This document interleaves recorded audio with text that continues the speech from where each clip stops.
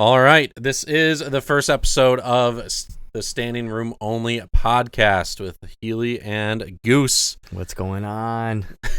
If you guys don't know what the podcast is about, it is just going to be about general sports throughout the week. It will be a weekly podcast that goes out every single Wednesday. You can find it on Apple Music, Spotify, YouTube. Might have to expand it elsewhere, but I'm a podcast noob, so those are the three at the moment. You could follow us on Twitter at SROnlyPod. That's the @ for Instagram as well. We post updates there, and you could find out all the exact links to where we post the podcast. So I told you guys where you could find us for the podcast perspective, but to find us individually, you can find myself at the Healy6 on Twitter and Instagram, and you find Dustin. I am at iGoose on Instagram. That's with 4 O's. Don't ask why. It just happened that way. So the podcast, we've been wanting to do this for a while. I've been wanting to do the podcast for a while, but I was just solo. I was thinking about it solo. Dustin came to me with the idea of starting a podcast. I thought it would be great, especially because we could do it in person. People watching on YouTube, you could just see us in person. I personally like watching podcasts on YouTube better, just see how people are and react. Yeah, I've never really watched a podcast. I'm more so like hour drive to work. I'm gonna play a podcast, listen to everybody. But yeah, we've been talking about it for quite some time. I'm glad it's finally rolling through. I know I've been joking about it with people. My girlfriend, constantly talking about sports.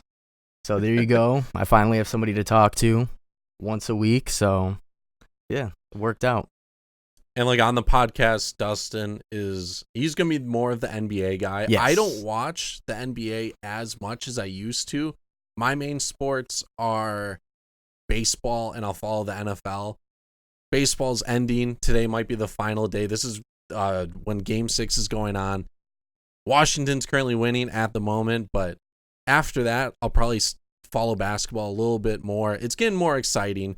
The NFL, though, I'll watch every week. It's not hard to keep up. It's one day a week for that sport. Yeah, the NFL is usually a lot easier to follow. There's always a lot going on within the NFL, especially all the drama that everybody seems to love. But to fall back on the World Series, I don't know if you saw the score. It's 5-2 now.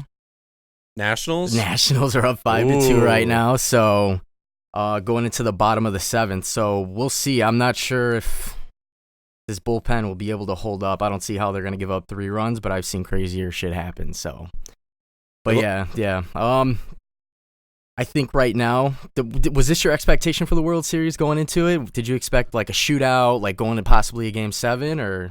I was predicting Nationals in 6. You were? So, yeah. Okay, The wow. Nationals, people, like, you think they're a wild card team, and they were like the 4th team in the National League. They aren't supposed to do that. They didn't win. They weren't even close to the National League East. They were off by like multiple games. Oh yeah, well, Atlanta's just so good. They're talented. And I mean, I wouldn't even go as far as saying that they have like the best pitching. I would just say overall as a team. I mean, obviously they have the bats, Ronald Acuna, they have Ozzie, they have just a bunch of all-around talent. But I mean, the Nationals still won 94 games. Like, we can't take that away from them. They, did fall in second place in the wild card, behind the Braves. But I think overall, I think they have a solid squad. And I mean, Anthony Rendon's a killer over there. I mean, we saw him play live this year. Definitely a Cub killer. We're going to talk a lot about Chicago sports. We're from Chicago, so you're going to hear a lot about that. I try not to be biased, but you're going to hear a lot of that. It'll be brought up a lot. Yeah, it will. The Nationals, though, May 18th, I think they were 19-31, and they were 25th out of all 30 teams in record. And since that point, they were like the top team record-wise. Yeah. But as Dustin said, we saw them in Chicago. Those guys, 1 through 8, don't strike out at all. They don't. They take pitches. They work up the pitcher's pitch count. I mean, I don't know how many times we saw it. The Cubs would come up there, and they're swinging the bat.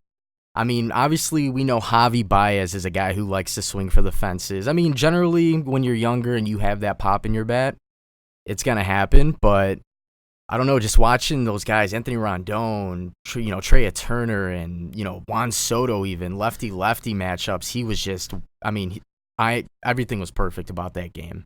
Yeah, Juan Soto is a 20-year-old. His discipline, very good. He had like a 400 on-base percentage this year and last year. Wow, 400. 19 and 20-year-old. But, yeah, that lineup, solid. They also have one of the best rotations in baseball. Steven Strasburg has been one of the best pitchers in the playoffs. Yep. Garrett Cole this year has been amazing, but Steven Strasburg in the playoffs, he has like a .83 ERA, I think. Oh, yeah. He's been dominant. Max Scherzer. And going to the World Series, I thought the Nationals, they had the momentum, and I liked their lineup makeup a little bit more and their starting rotation a little more compared to the Astros. They also had Anibal Sanchez, who had a great game. Yeah. Yep. Compared to the Astros, who have Cole, Verlander, and Greinke. Greinke's been iffy. Verlander's been shaky. And for one of the games, they needed a bullpen game, and I think they won that.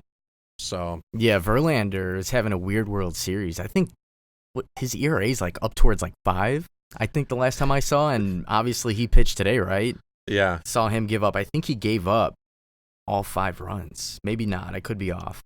So in the World Series, stat that I saw today, Verlander career in the World Series 0-5 Wow. with a 5.7 like ERA. Folds under pressure. Yeah, he's kind of like Kershaw, but that's the thing with like playoff performances. The sample sizes are small, and you get judged on just what you see. All the eyes are on you at that moment. I mean, that's what it comes down to. But you got to think these guys are making so much money, so much money. The guy I always point out, John Lester with the Cubs. I thought the Cubs were gonna sneak in this year. Unfortunately, they didn't. I shouldn't say unfortunately. I'm wearing a Sox hat, but it's nice to see Chicago go in sometimes as far as the Cubs go. But I always said if you get the Cubs to the playoffs and everybody kind of has a bad taste about John Lester, you pay him for the fall baseball. That's where he performs. That's where he performs. And I felt like if they got in, you get the young guys going. Obviously you have Madden, rallying behind them. I don't really know what's going on over there. But, yeah, that's the same factor. You're under the spotlight. You have millions of people watching you. It is a different, aspect and nerves and composure. But you would think Verlander's, in his 30s? He's had so many gems that he's pitched. And overall, he's a great pitcher. But, it just, I guess it happens. I think also in the 2017 World Series, he had like a great game, but his team only scored 1 run for him. Never helps. Win-loss records for pitchers, they're okay to look at, but don't take them you can't, seriously at all. If that's what you're going to look at, then you're not going to get anywhere with that. I mean, you can have a guy go 0-8, or there's a couple pitchers in the league who are a 500 pitcher, but then their whip, their walks and hits per inning pitched is like just over a 1. Or DeGrom. Yeah, DeGrom, exactly. Yeah, that Mets team actually kind of picked it up this year. They were kind of fun to watch, but yeah, it's just a weird stat. I never go based off wins and losses. You can't do that. There's so many more stats, especially with baseball.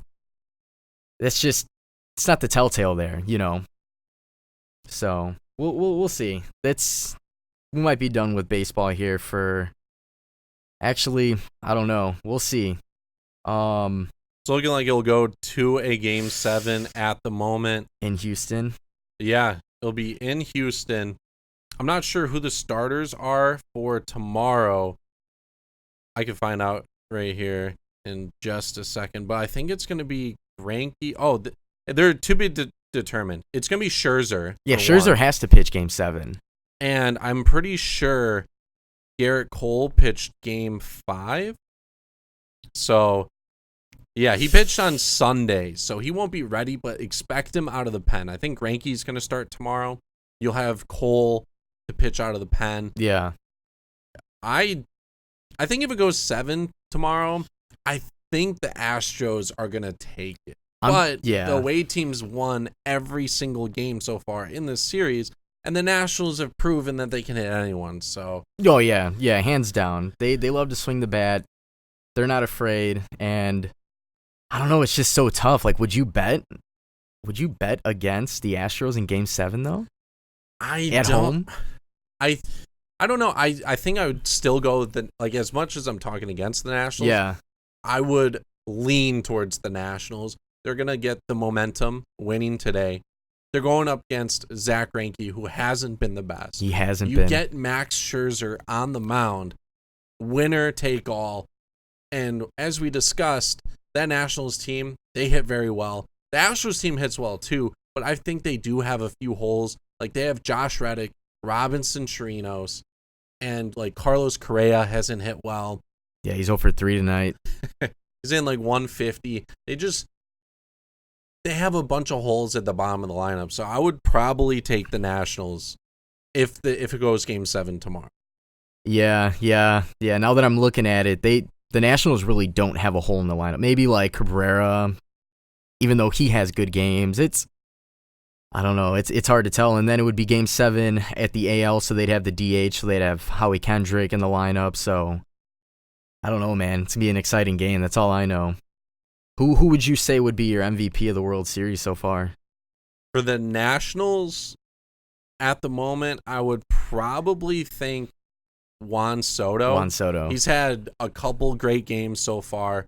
I don't know his exact stats and averages in the World Series, but just based off what he's done in the World Series, he seems to be the one that's produced for the Nationals. The Astros, I don't know who would be the MVP. Like Bregman's hit a couple home runs, but he just hasn't really hit well besides that. Yeah, I mean, if you're looking at Michael Brantley's been hot. I mean, he's 0 for 3 tonight, but I don't know, it's tough. Nationals, I feel like Soto's got to be the one. You saw that bomb he hit earlier. Mm-hmm. Juan Soto right now, this is through Game 5, 333 average, 455 on base, 778 slugging. 1.2 OPS with 2 home runs, 5 RBIs in 5 games. For the Astros, you have Jose Altuve, who's batted 360, but no RBIs, no homers. He's just gone on base. Michael Brantley's driven in a couple runs. He's gone on base a lot. Yuli Gurriel. But like the big hitters, you have George Springer, 316 average, 480, 737. He actually might be the MVP, especially if he hits a home run. He has 2 already in the series. Yeah, that's a good stat line right there. Yeah, man, I think that would have to be it right there. It's tough. On the Nationals, you have like it could be Soto. I'm not sure exactly Rendon's stat line, but I mean, just from today, he's 2 for 3. It's tough, but I don't know, man. Overall, as far as who's gonna win this Game 7, if it goes to Game 7, God forbid, if the Astros somehow come back and pull off a miracle, maybe another Jose Altuve walk off.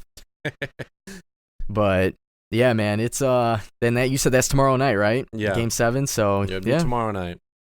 Be a fun game. Might have to do a special podcast for tomorrow for Game 7. We'll talk about it again next week. Yeah, to recap. But sticking with baseball, Joe Madden got announced as manager of the Angels. David Ross for the Cubs. Man. Joe Girardi for the Phillies. Man. And then I don't even know the name of the guy who just got hired for the Padres, but he's like Tingley or something. Oh, I didn't even see the Padres sign anybody, but yeah, that's. How do you feel about Joe Madden over in LA? I personally wanted Joe Madden with the Padres. Joe Madden, it seems like more of like a young player manager type guy. Yeah. He seems to fit better with those guys because people have seen him the last few years. He loves to just run random lineups, random people, and with young guys, they'll take it. They'll take any of the playing time can get. Oh, yeah. They'll take any of the exposure. And with the Cubs, it got to a point where these guys became veterans and they just wanted to hit in their spot. Yeah. They didn't want the randomness. They just wanted to be comfortable in their spot. And also, something that came up was Joe Madden, he shied away from tough conversations, which kind of makes sense the last 2 years why the team just didn't seem right. Joe Madden got too friendly with the guys, and he was afraid to go up to them and like kick them in the butt and get them going again. Yeah. So you don't think that same effect's gonna happen with David Ross, with Old Man Ross? He is friendly, but even when he was with the Cubs, he would get on guys. That was one of the things they said in the press conference and whatever, that he knows that this could like affect relationships or whatever, but he's not gonna shy away. He'll get on them if someone's not performing, if they need to change something up, if the team just is losing they have. I think overall, I've heard mixed reviews, from, Cubs fans and just baseball fans in general. A lot are saying it's not a good idea. Why would you hire somebody who played with these guys? And I think his role in the first place as a Cub was to be that veteran for the guys to look up to. And so for him to be a part of that winning team and to have that winning mentality, even, with the World Series, he won how many in Boston? 2? In Boston? At least 1. He won. I know for sure 1. Yeah, I know for sure 1. So he's got that winning mentality. I think change just had to happen over there because, for that team, for what they had to I guess it's hard to win multiple championships, right? Mm-hmm. But to not even get that close again, it's a killer because you have all-stars all around, from Javi Baez to Chris Bryant, who had actually a pretty solid year, and Rizzo. It's just the one thing, obviously, is injuries. You can't predict injuries. Contreras was a starter this year. Yeah, Contreras, yeah. Oh, man, he missed, I don't even know how much, almost like felt like half the season, if not more. Mm-hmm. And he was actually hitting bombs the year before. I don't even remember him hitting home runs. I had him on my fantasy team, and I was so mad. I was like, dude, you're supposed to be smacking bombs in Wrigley, but it didn't happen. I don't know. We'll see. That it's weird with that whole NL Central. You have the Brewers, who are a really good team, who obviously fell off there towards the end, which injuries do happen. And the Cardinals, they're always that random franchise where they're not full of all-stars. They just they know how to click. It's like they know how to win when they have just to win, just winning ball games. Whether if it's small ball, your pitchers are giving up a couple runs. Well, let's do better on the bats. So it's tough, man. It's tough. It's still early. We still have a whole off season. I don't even know who's some notable free agents this year. Even Garrett Cole. Cole. Steven Strasburg could opt out. He has $100 million over the next 4 years. He could easily opt out, get more than $100 million over those 4 years, and get extra years added onto that. You know who wouldn't pay for him? The White Sox. The White Sox. The fucking White Sox. Oh, man, it's tough, man. Anthony Rendon is going to be a free agent. Oh, he's going to get a max contract. Mm-hmm. That's been like the most consistent flying under the radar player that I've seen. He's been underrated for years. Oh, yeah, hands down. Yeah, Rendon, man. He's a killer. I think that was our favorite player to watch when we saw him play. Oh, yeah. Every at-bat, took it like a pro. But yeah, going back to the Cubs, they had the team. They won 90-plus games the past, but every single time you looked at them, you're like, this isn't a contender. They were just like missing pieces, and they just weren't playing well. And with David Ross, when he was with the Cubs, he only caught for John Lester. Yeah, yep, so that was his guy. He was specifically on that roster, and he was the old guy. Anthony Rizzo loved him, and they taught him. He taught the Cubs guys a lot. Yeah, there was many aspects as far as him obviously being Old Man Rivers in that, that franchise there, and he would always know how to have fun. He knew obviously how to win games and be clutch. We saw him in Game 7 of the World Series, hit that bomb to center field. And then overall, he would always, I felt like back his team up, even as a player. He had never really had anything bad to say. How you can replace Madden, it's tough. He's a good coach. I mean, he was pretty successful in Tampa. Obviously there was a downfall there too, but we'll see. I'm excited for Madden. Over in LA. I personally think him. He has Mike Trout to work with. I mean, Shohei. Yeah, Shohei. I would love to see Shohei play in the outfield just like a few times, but I don't think that'll ever happen. They're going to strictly keep him at DH. Yeah. And then he's still obviously pitching, right? Mm-hmm. So yeah, it's Tommy John will be better. Joe Girardi, though, I wanted him as the Cubs manager. Oh man, because he's a great manager. Oh yeah, he was a veteran. Oh yeah, I didn't want a new guy as the Cubs. I want them to win. They're in a championship window. Going to the Phillies, that's good for them because they have a solid team just like the Cubs did. They need a couple improvements. Their starters, they need to improve a lot. Yeah. Jake Arrieta fell off. Nick Pivetta, Zach Eflin, they weren't even in the rotation. Aaron Nola's their only stud. Yeah. Aaron Nola picked it up the last couple of years. He's been definitely a favorite of mine to watch pitch, picking FanDuel, all that fun stuff. Arrieta, I think the Cubs knew something there, after his stellar couple of years there. But Darvish is shining now. You know what? Yu Darvish had to come around sooner or later. You don't get paid that much money to just be a bum, and stats before proved he was great. Oh yeah, when he was, I think his best years were Texas, right? And so, yeah, for them to pay the money and for him to come over, and players react differently. He went from the AL to the NL, went onto a winning franchise. Obviously, the guy has the stuff, but I feel like this year, towards the end of the year, that last stretch, seeing some of his pitches that he threw, the movement on those pitches, like that's $100 million player right there. That's what you pay a guy for. Oh yeah, I'm excited, especially with the regression of Lester and a couple of other guys. Yeah. The free agents though, at the moment, Anthony Rendon, you got Garrett Cole, Zach Wheeler, Didi Gregorius. Yankees Didi will not re-sign him. No. I'll go over why for the people who are like Yankees fans and are wondering. Madison Bumgarner. You have Marcell Ozuna, Rick Porcello, Nick Castellanos. We'll see if the Cubs get him. Scooter Gennett, who had a weird year.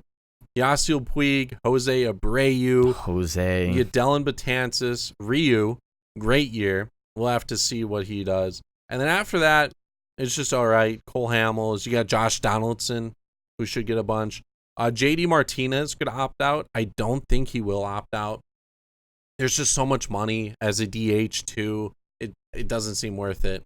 Yeah, I mean, I don't know what he's going to opt out from. I mean, Boston still has I would say they still have a pretty damn good team.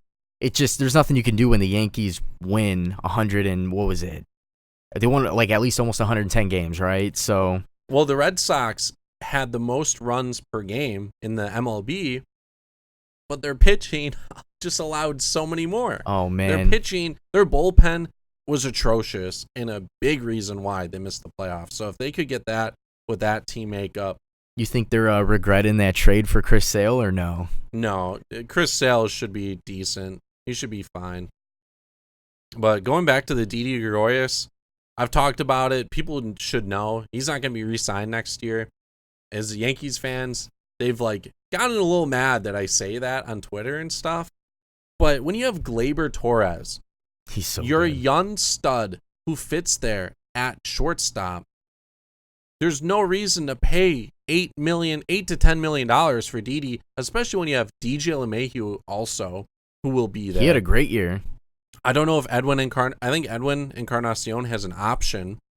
You have Miguel Andujar coming back. You have Gio Urshela. There's so many guys in that infield that he's not gonna. They aren't gonna spend the money. So expect him on a different team. It'll be interesting to see what team he goes to because he did get some breaks playing at Yankee Stadium as a lefty. Helped out a lot with his power numbers. Madison Bumgarner.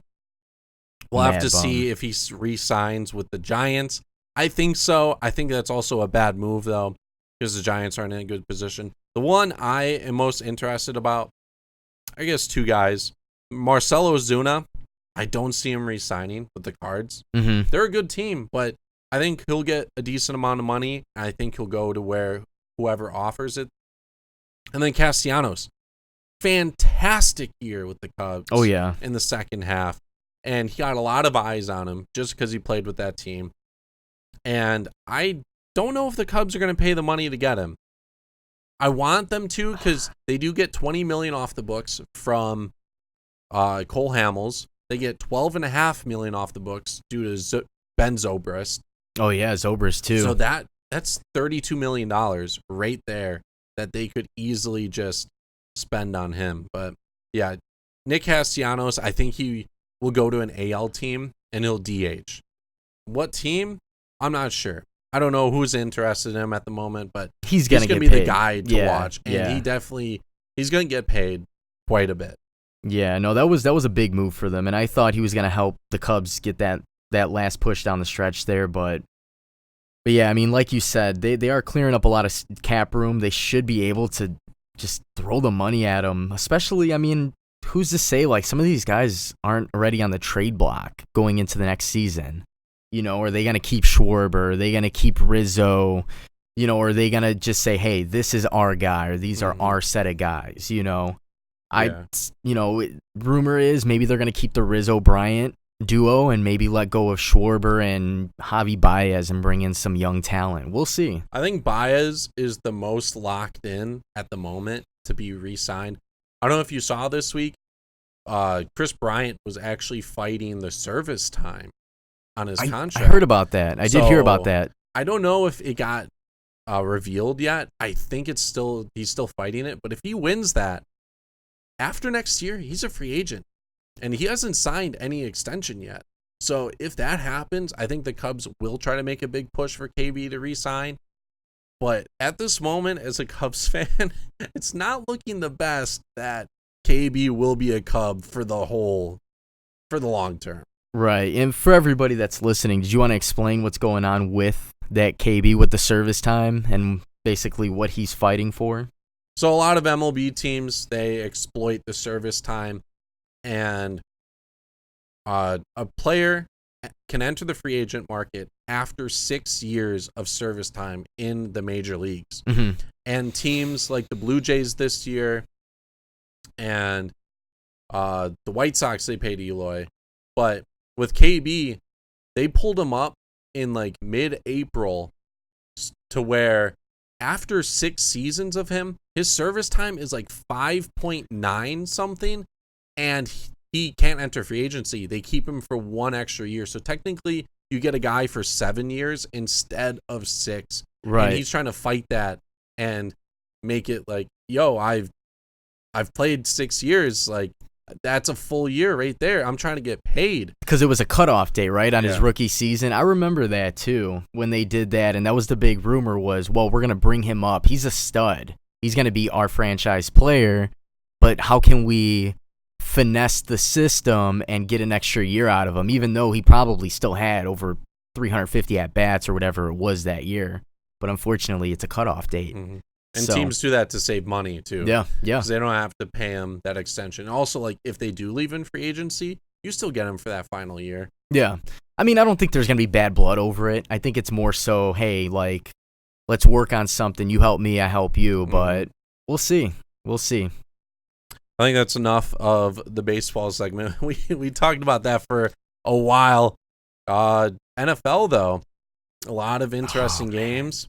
Your boy Aaron Rodgers went off this week against the Chiefs. Oh, man. Dustin is a Packers fan. I am a Bears fan. I'm not having the best NFL season. Dustin, he would say otherwise. I expect nothing less from my team.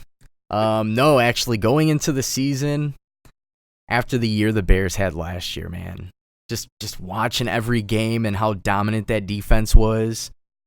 Being in Lambeau Field for week 1 last year, watching Khalil Mack just destroy our offensive line and watching little Tariq Cohen just go missing on the field because he's so little and fast.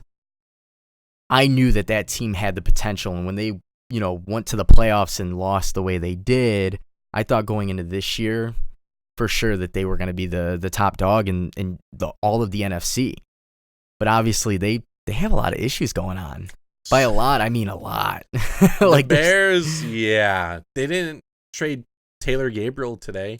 I thought they were. There was rumors on that because I think he's a free agent after this year. Mhm. And based off the Bears' record, they're 3-4. It's not looking good. They especially with the Packers and Vikings and Lions all being pretty decent, making the playoffs this year, not looking great. The Bears have 3 running backs and they run the ball 9 times a game. Yeah, not enough. Not enough at all. That's been one thing I've always said is, Trubisky's not doing it.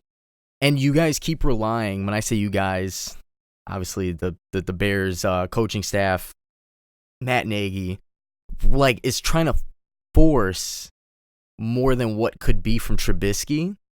And you have a number 1 rookie in David Montgomery. He went off this last weekend. Ran the ball 27 times. I've been telling everybody, you're so one-dimensional. You're going to pass 50 times a game, 40 times a game. And it's constant underthrows, overthrows.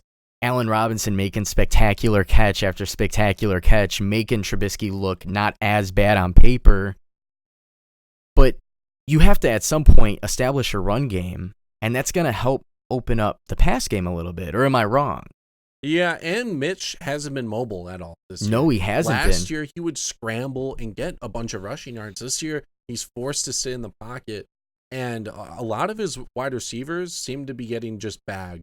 They seem to be getting covered because they know that they're going to get passed. It's a constant pass, and I mean their line's not the worst in the league. It's not. I wouldn't call them good, but in the last game we saw Trubisky take off at the end of the game for that first down with 45 seconds left. I would say that was a very good play by Trubisky. That's what you want to see. And he's had signs of that. Last year he did that multiple times.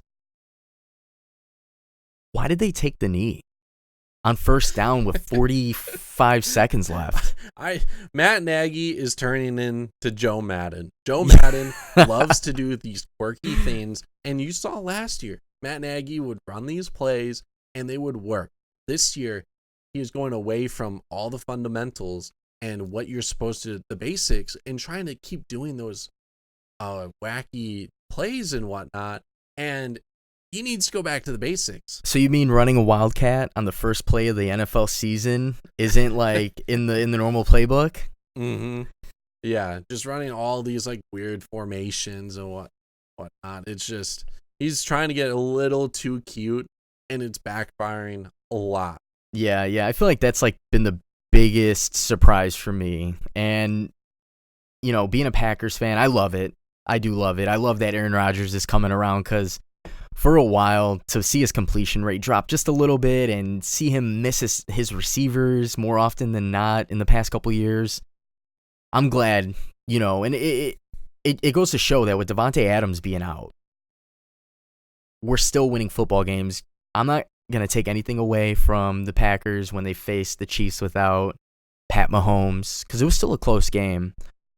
With Pat Mahomes, it could have been completely different. Overall, they've proven to still be that team in the NFC that is the top dog next to, in this situation, it's going to be the Saints. I mean, obviously the Saints are good. Yeah, I mean, when your backup goes 5-0, 5-0, man, it says a lot. And they played without Alvin Kamara last week. Who knows how long he's going to be out? With his, what do you have, a high ankle sprain? So Lat Murray comes in, back-to-back 100-yard games, destroyed the Bears. Oh, yeah, that wasn't fun to watch. Yeah, there was a whole. It was fun for me because that was my go-to budget pick in my FanDuel. So I don't know. It's a fun season to watch so far, but I mean we're seeing the pieces fall into place. The NFC North is still up in the air. That's the best division, I would say, in the NFL. Minnesota is pretty damn good. They could pick it up. They could go on a win streak. Yeah, everybody was, hating on Cousins, but Cousins, I'm pretty sure, is leading the league in quarterback rating. Mm-hmm. Past couple of weeks, he's played well. Yeah, I mean, a couple of games he did play the Giants, and I don't know if there was another team like the Redskins where you're oh, he should be doing that. Mm-hmm. But Cousins isn't bad. He's starting to work more with Stephon Diggs. I know Adam Thielen missed the last game. Stephon Diggs stepped it up. It's next man up. They have a really good run game. Dalvin Cook. Leads the league in rushing yards still, I Yeah, believe. as far as like on the ground running, besides like, I can't even say Christian McCaffrey's better than him. Maybe he's as good. Nick Chubb is as good.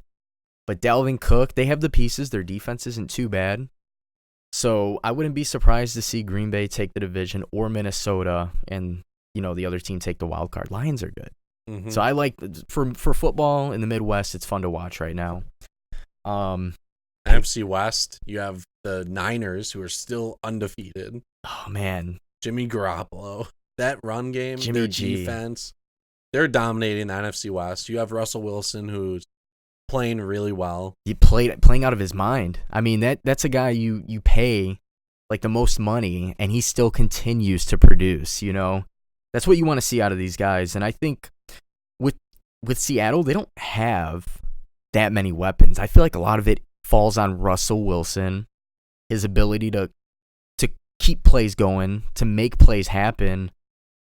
He's the it factor right now. The fact that they don't force him to stay in the pocket, it just goes to show that there's a lot of trust there. And DK Metcalf and their defense, is, I would say, pretty damn good so far.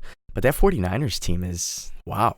They keep impressing, and like every week I'm like, yeah, they aren't like the top dog in the NFC right now for me. They aren't that. And then every week they keep winning and doing it pretty well. And it's like, I guess now they're the real deal. They just put a whooping on Carolina. Carolina's a good team, I would consider, without Cam Newton. Mm-hmm. Cam Newton isn't Cam Newton. It hasn't been for a while. But for them to do that says a lot. For the Patriots to go 8-0 against a bunch of mediocre teams, who would you really consider the number one? I guess you have to go Patriots, right? Because they have Tom Brady. Out of the AFC? In the NFL, in the power rankings. Oh, I mean, it's the Niners. I feel like the Niners overall have the better team, but then when it comes down to it, if they play each other in the Super Bowl, you don't go against Tom Brady. Do you? You can't. You can't go against Tom Brady. Him. No.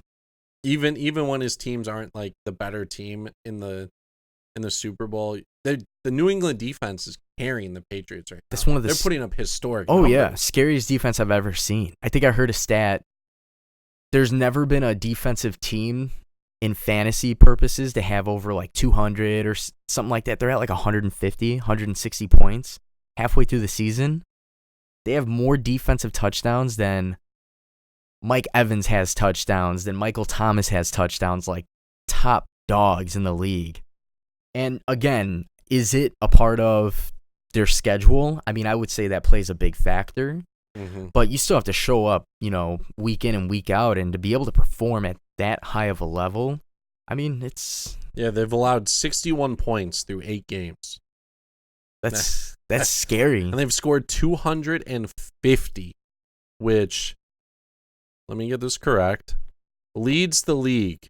250 leads the league, and points allowed 61. The Niners have allowed 77 through 7 games. So they've allowed more, but they also haven't like really allowed. Taking a look at the standings, the NFC has 5 teams with more than 5 wins. The AFC has 1 team with more than 5 wins. The New England division right now, it's New England 8-0. The Bills, who are 5-2, they're playing really well this year. And then you got the Jets 1-6 and the Dolphins 0-7. Yeah, the Dolphins, they just traded for Aqib Talib today. Well, he's on the IR, so he's not. Yeah, he's not gonna. Yeah, he's not gonna play. I don't even know what his contract is. I know that it was. He's up at the end of the year. Yeah, it was just to clear up. Yeah. Thing. So it's interesting to see. Would you say the 49ers is your biggest surprise this year? Yeah, I thought they were going to be pretty good. I thought the Seahawks, the Rams. I thought the Rams were still going to be dominant, but the Niners, they're undefeated and they are playing so well. They're definitely the surprise. They're like the Bears last year. Yeah. Last year you would have the Bears had the defense. You would have thought you didn't think the Bears would go 13-3. Never. You didn't, or 12-4, and they could have won all the losses that they Yeah, and last year. that goes back to Mitch Trubisky and a couple of those games. And Parkey. Yeah, well, we don't. It's a sensitive subject right now. We don't want to talk about kicking, but but yeah, it's a toss up right now. I think I don't know. I don't want to be biased. I'm a cheesehead, but I feel like right now I won't even pick a Super Bowl team. I won't pick Super Bowl matchup. I'll do in the NFC. We're gonna have Packers Saints. Let me take a step back. I'm confident in saying the Packers versus Saints. 49ers. They still have to prove. Like, I don't know. They've dominated, their stats show, but they have Jimmy G at quarterback. Like, who, when it comes down to game management, important games, fourth quarter comebacks, fourth quarter game-winning drives, who's the quarterback you always think of? Aaron Rodgers. Tom Brady. Tom Brady. Always. And I feel like as long as they can somehow keep this up, the Packers, the rest of their schedule isn't that hard. I know we do have the Bears again in December. The Chargers I would say they should be able to beat the Chargers. I think they're giving the Packers only like a 3-point spread on that game.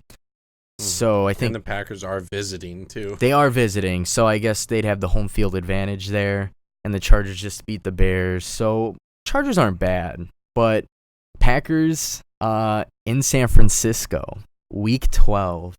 That's gonna be the matchup to watch. That's gonna be a fun. Oh, it's gonna be a good game. Podcasting week. Oh yeah, that's gonna be right there. That's got to be matchup of the week. It's 3:25 kickoff Central Time.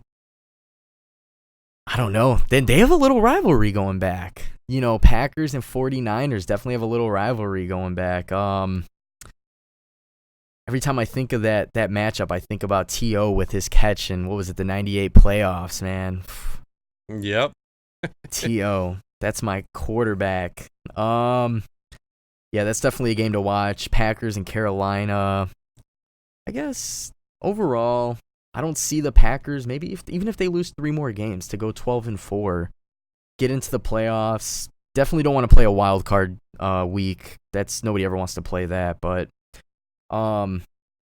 Giants, Washington, those should be 2 victories right there, but again, you never know. Washington's defense steps up randomly. Mm-hmm. Some games they play good, some games they want to give up 600 offensive yards. So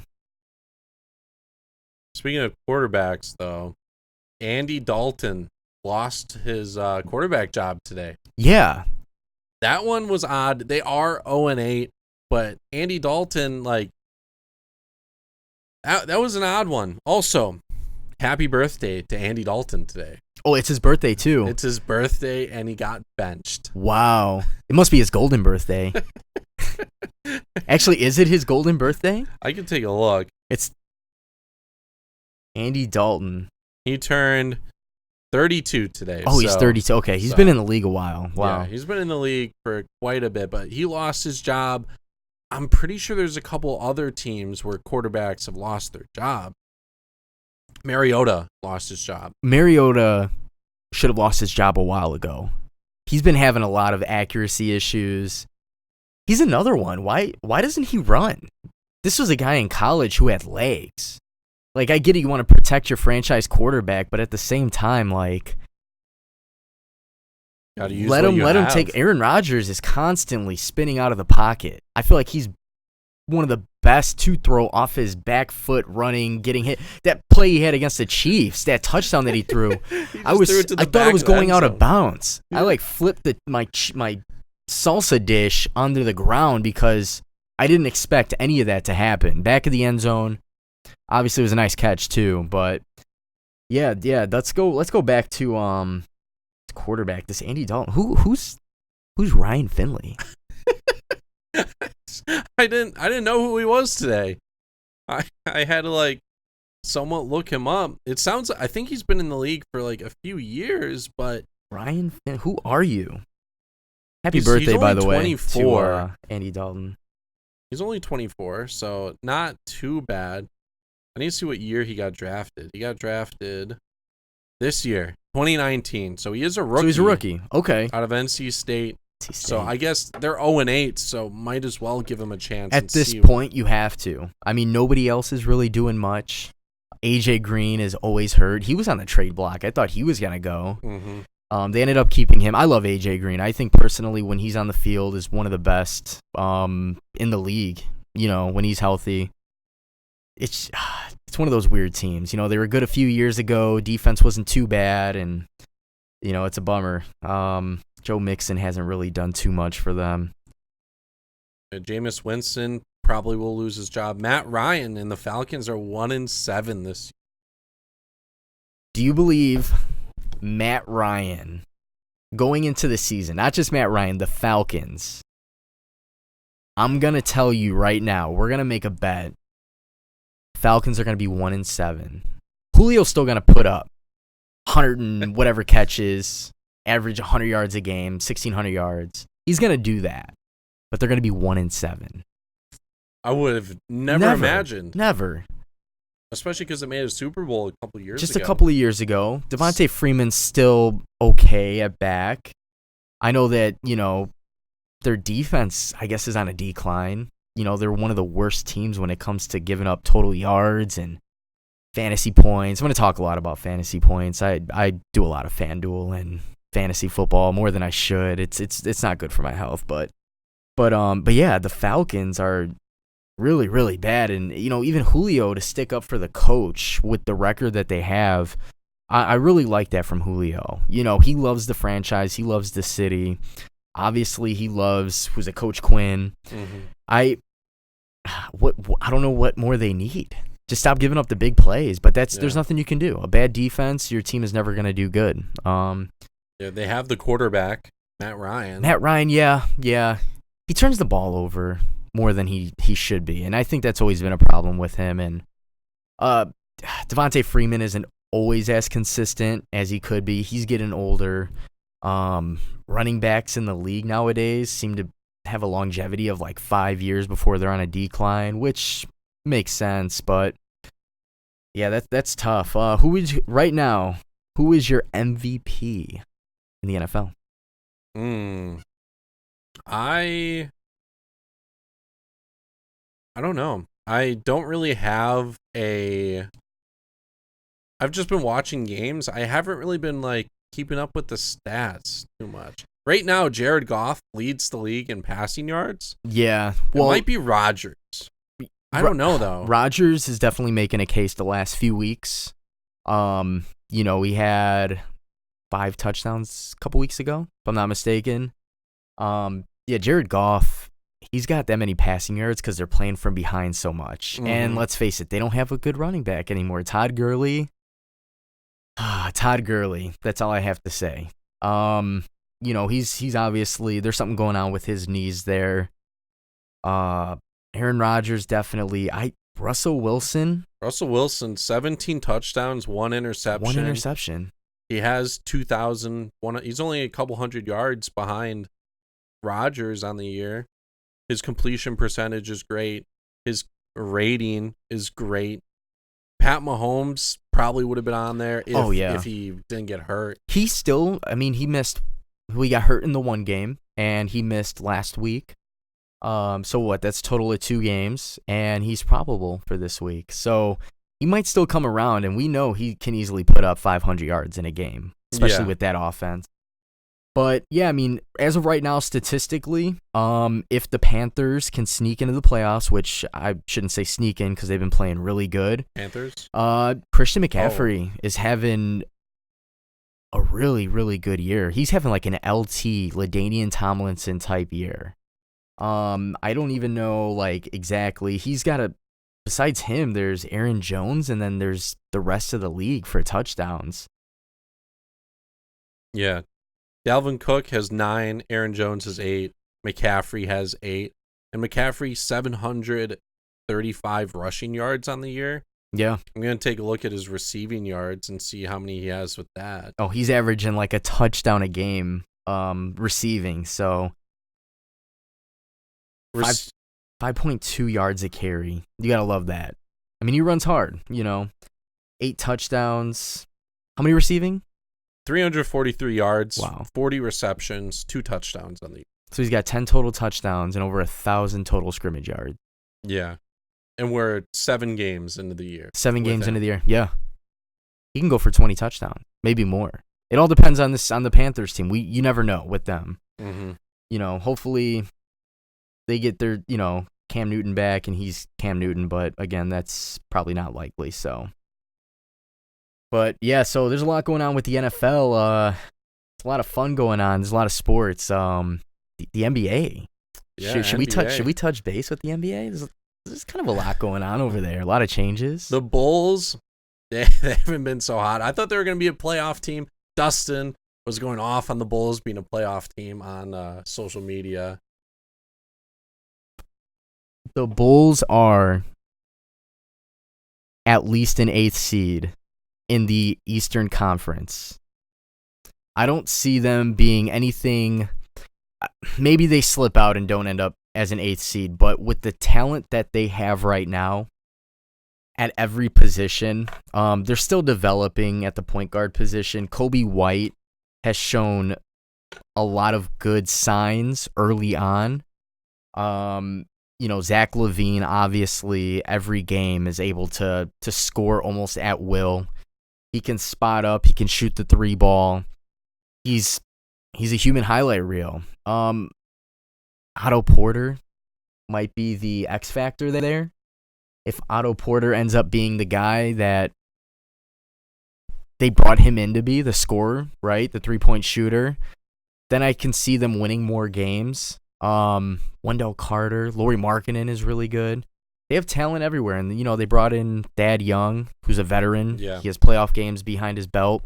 The stats are pretty good. Stats are good. Statistically, they're pretty damn good. They have a player at every position that's pretty damn expensive on FanDuel. So if that doesn't say anything, then I don't know. But again, they're young. They do have Boylan, who is still trying to develop, get that coach-player relationship going.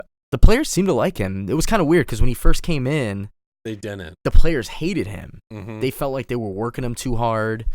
And then slowly but surely, there's a lot of positivity. They made a lot of moves. Bobby Portis is gone, who just single-handedly destroyed the Bulls. Hitting Markkanen, or who did he hit last year? Oh, he got into a fight. Who was that? He got into a fight with Mirotic. Was it? Oh, there was 2. Yeah, that was a couple years ago. He punched him in his face. Yeah, that was a couple seasons ago. That's funny that you bring that up. I was actually at a nightclub last year in the city, and there was this guy surrounded by an entourage.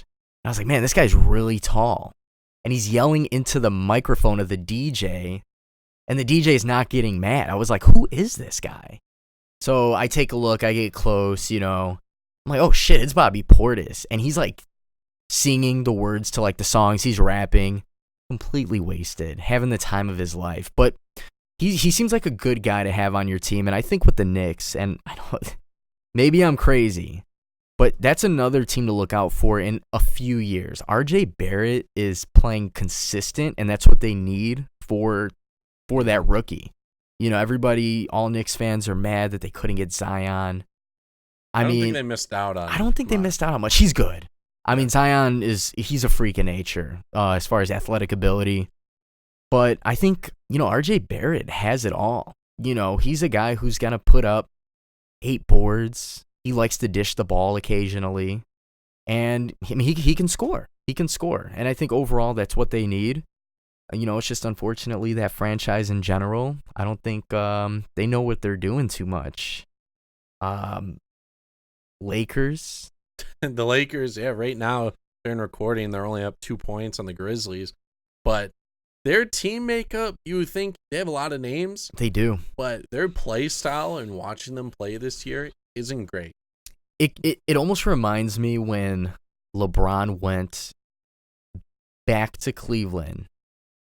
And, they had Kevin Love. They had, Kyrie. But there was something that was like, they just weren't clicking, I guess. But, like with this Lakers team, they're kind of all brand new almost. Mm-hmm.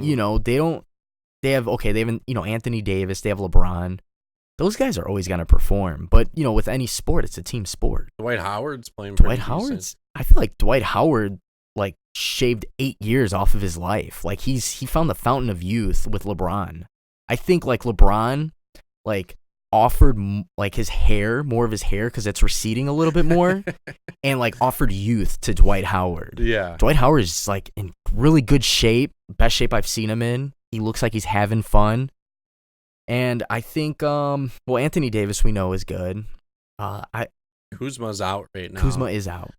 Their play style, though, it's like they're back in the 1980s. They don't have any three-point shooter. They have Danny Green, but that's one guy. Yeah, but you can't expect Danny Green to go off every game. I think in the first game he had 28 points, right? He led the team. Led the team in scoring, but do you expect that day in and day out? He's kind of like a J.R. Smith. J.R. Smith at any point can score 40 points, but are you really going to keep dishing him the ball in the corner?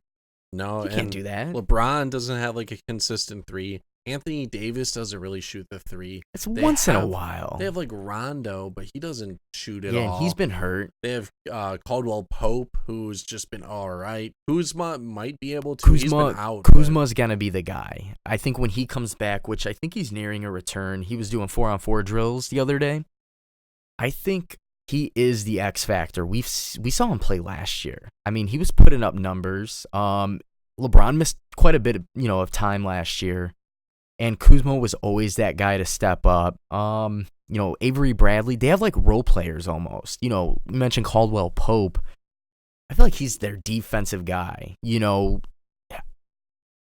I think what they will have to eventually establish is their personality, their DNA. What is their makeup? Are they going to be an inside threat? Are they going to run that pick and roll to Dwight Howard or Anthony Davis? Is LeBron going to run those half-court alley-oops, But I think deep down they will need Kuzma because he is going to be able to spread the floor a lot. I mean, he can shoot the mid-range. He could shoot the long range.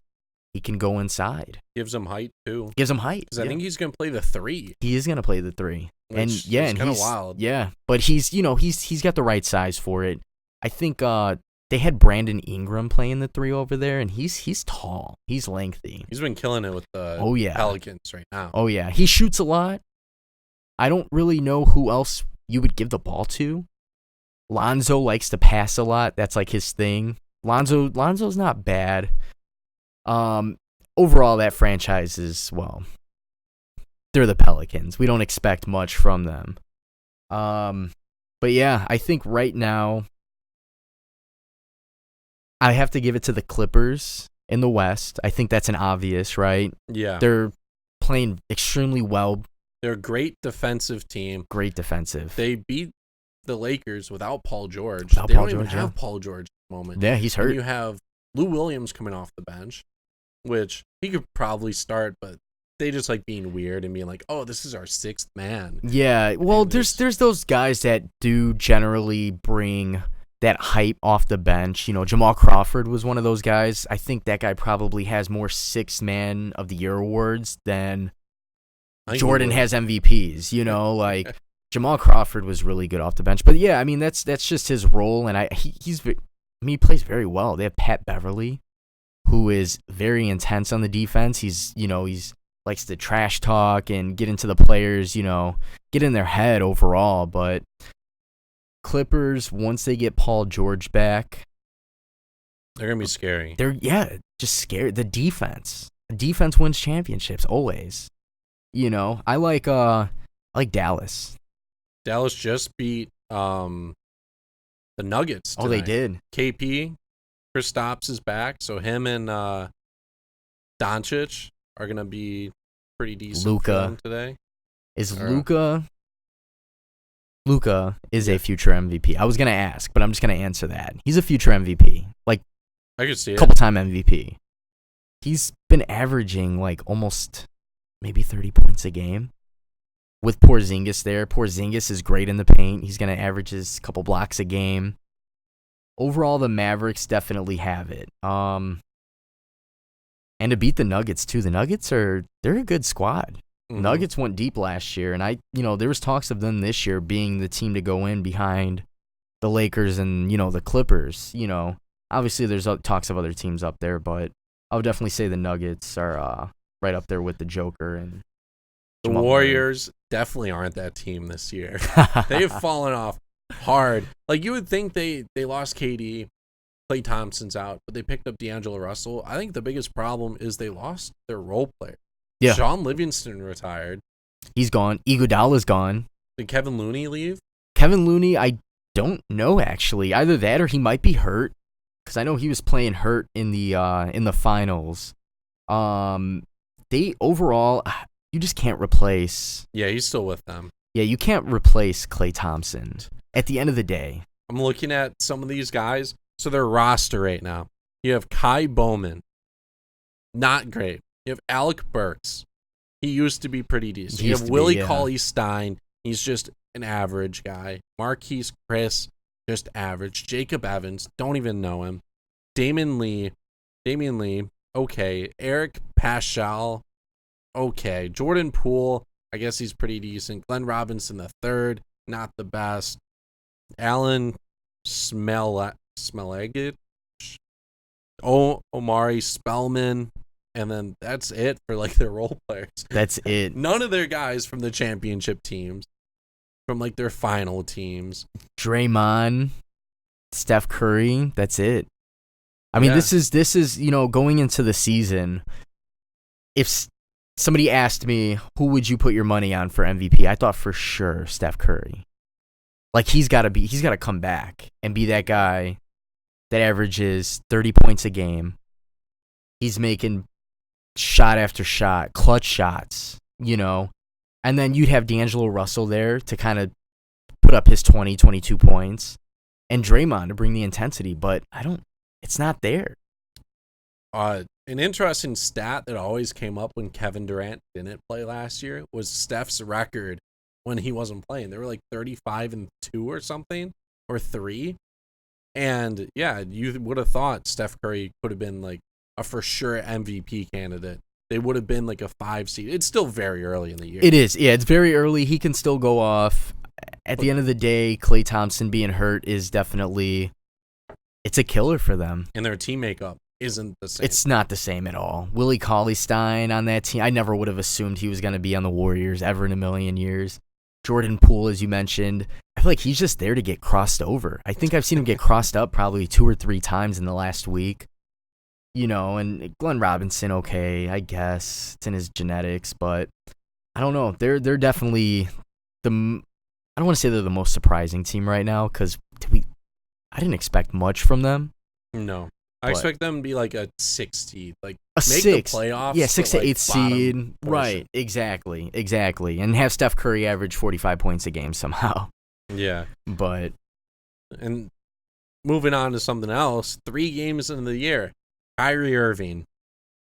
I guess he's already getting in it with like coaches. He's having like mental breakdowns, and he's like really confusing the coaches. I don't get it. A lot of players do this though. Mm-hmm. And it makes you wonder, like, you're in Brooklyn, which he's in his hometown, right? Like, that was his big thing. He's, like, from that area. Game 1, you get emotional. You light it up, 50 points. You had a step-back game winner, something similar to your finals big shot. And then 2-3 games later, you're flipping out. Yeah, you go to a team that might not be that great the first year, because KD's out. You know that. You sign with Kevin Durant, arguably top 2 player in the game. Oh, hands down. After he comes back, he's still going to have it. Let him spot up and shoot threes all day. And he's playing in the East. East is still pretty weak compared to the West. And he should be able to still carry that team into the playoffs by himself. Hands down. Their team's not bad. They have a solid team. They have, coming off the bench, well, he's splitting time. They signed DeAndre Jordan. Yeah. They have Jared Allen on the block, who I think has blocked, like, the most notable players. Like, I'm pretty sure he's blocked LeBron. He's blocked big-time players in the paint. Obviously, you have Kyrie. They have Spencer Dinwiddie. Dinwiddie's not bad. They have Karis LeVert, who has proven himself, I would say, over the past couple years. They've signed Wilson Chandler for this year. Joe Harris. Joe Harris is not bad. Joe Harris has put up some good games. And like you said, you're in the East. If I'm Kyrie, I would have the expectation, short-term goal, long-term goal. Short-term goal, let's rally this team without Durant and ball out. Have fun. Score 50 a game. Make the playoffs as an 8th seed, 7th seed. They easily could. And then, challenge Boston or whoever it may be. Granted, they probably are going to get eliminated in the first round, but you want to bring some intensity, and don't do it for just the team. Do it for your fans. Mm-hmm. You don't want to sit here and be that guy. You don't want to be the Antonio Brown of the NBA. No, you just signed a new deal with a new team.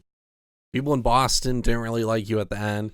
People in Cleveland, you wanted out of there. Now you're with Brooklyn, who could be great, especially the NBA changes every single year. Always. There's always people opting out. And also the trade deadlines every year. You never know. Teams that are in contention and have good players are going to get good players. Nobody's happy in the NBA. I feel like there's always one all-star every year that is, I don't want to say crying, but requesting a trade. They're upset about their contract. You just never know. And in the East, I don't know how many times I have to say it. It's the West. You cannot predict the top 8 in the West. Maybe the top 5, top 6. But in the East, just show up. Just show up to the game. You're Kyrie Irving.